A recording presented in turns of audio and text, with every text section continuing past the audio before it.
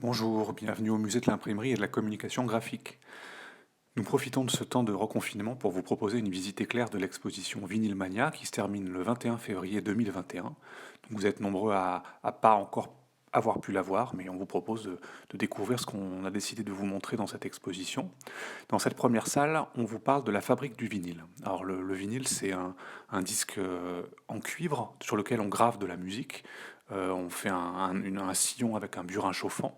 Et une fois que ce disque est gravé parfaitement, on le place dans un bain électrique qui permet d'obtenir des matrices, deux moules, un moule pour la face A, un moule pour la face B, dans lequel on fait chauffer du PVC, du plastique, qui permet, une fois qu'il est pressé, dans une machine un peu comme les machines d'imprimerie, les presses à imprimer, d'obtenir le vinyle tel qu'on le connaît.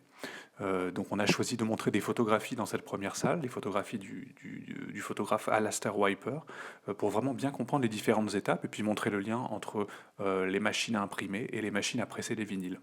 On a aussi pu montrer pas mal d'objets. Là vous avez les matrices, les fameux moules A et B qui permettent d'obtenir le vinyle tel qu'on le connaît. Voilà, donc c'est une invention qui date de la fin des années 1890 par Émile Berliner, qui est parti aux États-Unis pour créer le gramophone, et du coup le vinyle tel qu'on le connaît petit à petit. Donc dans cette salle, on parle de la voix de son maître, on parle de Kesa, le graffeur, qui fait qui place des vinyles sur les murs des pentes avec des animaux qui s'en échappent. C'est vraiment essayer de comprendre et de repartir un peu à zéro sur l'image qu'on a des vinyles. On a essayé un petit peu comme ça de monter une exposition pour changer le regard et puis se déshabituer de ce qu'on connaissait d'habitude. Dans cette deuxième salle, c'est la salle des collectionneurs et des collectionneuses. On a d'abord voulu parler des pochettes de disques parce qu'on est un musée qui parle du graphisme et du design graphique. Donc on voulait mettre en avant le travail d'Alex Steinweiss, qui travaille pour le label Columbia Records dans les années 30, et il devient le premier directeur artistique pour ce label, avec la spécificité il en avait vraiment assez de voir les vinyles dans des pochettes plastiques ou dans des cartons ou des papiers, et donc il a décidé de faire les premières pochettes à la fin des années 30, début des années 40. Donc là vous avez ses premiers travaux, c'est assez étonnant, notamment le disque de Malheur qui est à droite, c'est dans vraiment les années 40, vraiment 1940. Il amène une vision très perspectiviste, constructiviste aussi, de mêler les images, les textes, des collages. C'est très moderne déjà. En trois disques, vous avez compris un peu son travail. Il va faire plus de 1000 pochettes jusqu'à sa retraite en 1977. Et on voit aussi comment son travail là, avec le piano arc-en-ciel pour Beethoven en 1947 inspire d'autres graphistes. Donc en dessous, vous avez le disque de Pink Floyd de 1973, Dark Side of the Moon, qui est vraiment voilà, une sorte d'inspiration et d'hommage au travail de Steinweiss. Puis on voulait montrer après d'autres pochettes qui ont commencé à faire concurrence à ce travail-là, notamment le travail du label Verve Records qui utilise beaucoup le dessin avec un disque de Billie Holiday en haut, et puis Blue Note qui amène la photographie en bas, on voit avec le disque d'Art Blakey.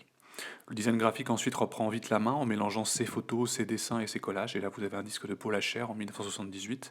Et voilà, on voulait rapidement montrer, pas s'étendre trop sur les pochettes, mais rappeler différents sujets, réfléchir aujourd'hui. Peut-être nous sommes sur la fin de la pochette de disque telle qu'on l'avait imaginé jusqu'alors. Ensuite, on passe aux collectionneurs, collectionneuses.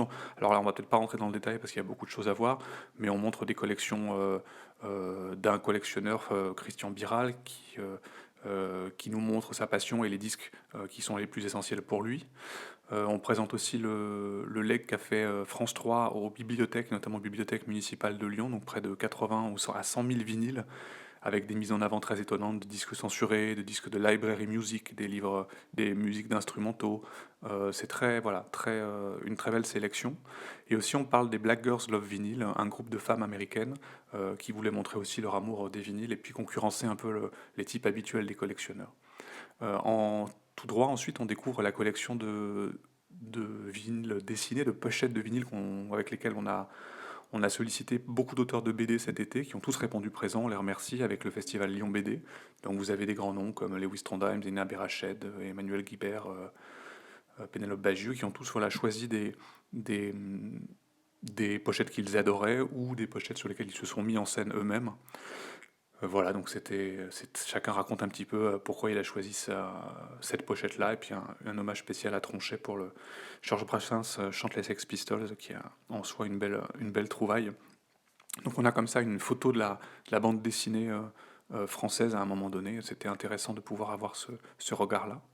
Ensuite, on s'aventure dans d'autres pays et d'autres manières de voir le vinyle pour toujours surprendre et se perdre un petit peu. Donc on va commencer à parler de la Corée du Sud. La Corée du Sud est un pays qui ne connaît pas le vinyle, en tout cas pas le retour, parce qu'ils en ont eu beaucoup dans les années 60, mais le CD a cassé le retour du vinyle qui n'est jamais revenu, à l'inverse de la France, des États-Unis, et même de la Chine et du Japon. Et donc on voulait s'amuser, parce que la K-pop, la pop coréenne amène beaucoup de belles images et d'images graphiques très fortes, comme elles sont projetées ici. Et donc voilà, on a voulu s'amuser du pays où le vinyle n'existe pas, où la meilleure vente de vinyle, c'est un vinyle en sous-verre pour poser son verre. Donc c'était assez étonnant d'avoir cette réflexion-là. On a ensuite, du coup, grâce à ça, rencontré le collectif Magma, Studio Magma, qui est un duo d'artistes qui réfléchissent sur la manière de présenter le vinyle autrement et comment le vinyle peut stocker des données comme une clé USB. Ils ont commencé à travailler là sur ce projet Audioscope où ils ont rencontré des réfugiés et essayé de créer des disques un peu hommage aussi aux personnalités des réfugiés qu'ils rencontraient, sur lesquels sont stockées des images, des musiques qui racontent l'histoire de la personne et son trajet, parfois entre deux continents ou deux pays. Ils ont aussi beaucoup travaillé le disque comme lieu animé, lieu d'image animée, un peu comme le praxinoscope pour le cinéma. Donc là, vous voyez, c'est des disques en papier qui tournent avec des lampes stroboscopiques, qui donnent un effet comme ça, assez animé, qui est très beau, et qu'ils utilisent beaucoup en projection VJ, et qu'ils ont présenté voilà, dans plusieurs concerts, ou en tout cas plusieurs institutions aussi. Et donc avec nous, ils travaillent à un disque qui n'a pas encore existé, qui s'appelle le Tournodata. Ce sera un disque dur qu'ils désossent en gros et qu'ils veulent utiliser comme une platine vinyle. Donc ça va être un peu la surprise de la fin d'exposition. On va découvrir ce Tournodata. Un autre sujet qu'on voulait travailler dans l'exposition, c'est le disco et la disparition du disco. Il se trouve qu'il y a une soirée étonnante en juillet 79. Un DJ de Chicago, Steve Dahl, va faire un appel à la radio pour que tout le monde se réunisse dans un stade de baseball afin de brûler des vinyles de disco, parce que le groupe Chic, avec le single Le Fric, est en tête des ventes aux États-Unis. Et il en a assez, il trouve que le rock doit reprendre la main. Mais il va être complètement dépassé par son appel, et dans le stade, on va retrouver beaucoup d'hymnes conservateurs, racistes, homophobes. Les vinyles seront bien brûlés, mais simplement, ça va vraiment mettre le disco loin des radios. Et le disco va se retrouver dans un monde plus underground, et dans ce souterrain-là, il va retrouver les boîtes de nuit de New York, de Détroit, de Chicago, des DJ comme Larry Levan ou Frankie Knuckles. Et cette musique, du coup, au contact de la vie souterraine et de la vie nocturne de New York, notamment, le Paradise Garage ici, qui a été détruit il y a peu de temps, va mettre 4-5 ans avant de revivre sous la forme de la house music avec Delight en 1984. Et entre 79 et 84, comme ça, il y a une sorte de mutation de la disco qui devient du coup la house music derrière. Un autre hommage qu'on voulait rendre à un continent, c'était le continent africain, avec une vraie production de vinyle intéressante, très innovante, parfois assez futuriste, et qui nous change vraiment là aussi des images qu'on peut avoir à la fois de la musique africaine et puis du graphisme africain. Donc notamment sur la partie du Sahel, avec la Mauritanie, le Niger, et des pays qui sont vraiment très marqués sur une production musicale forte. Donc là, on met en avant le label Sahel Sounds. On voulait présenter des vinyles graphiques très étonnants, donc on a fait cette sélection avec le disquaire Sofa Records, qui se trouve à Lyon. Et on a voulu comme ça mettre au point une sélection qui permettait de montrer beaucoup de disques africains et montrer cette créativité incroyable, actuelle, et faire écouter les disques aussi, parce que c'est des groupes qu'on ne connaît pas forcément et qui entraînent beaucoup de découvertes. On termine l'exposition avec un reportage photo sur Jimmy, qui est un disquaire de Nairobi, donc qui est dans un marché près d'un boucher. Vous avez le disquaire qui se trouve juste à côté, qui fait le disquaire dès chaque année, donc Jimmy Rugami, au sein de sa collection de vinyles.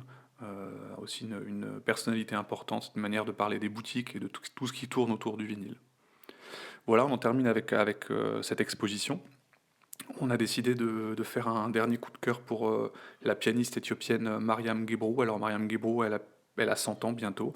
Elle a totalement disparu des radars dans les années 80, après avoir fait plusieurs albums en tant que pianiste-compositrice. Euh, Elle s'est retirée dans un monastère et personne ne savait où elle se trouvait. Et un film a réussi enfin à la retrouver. On présente ce film.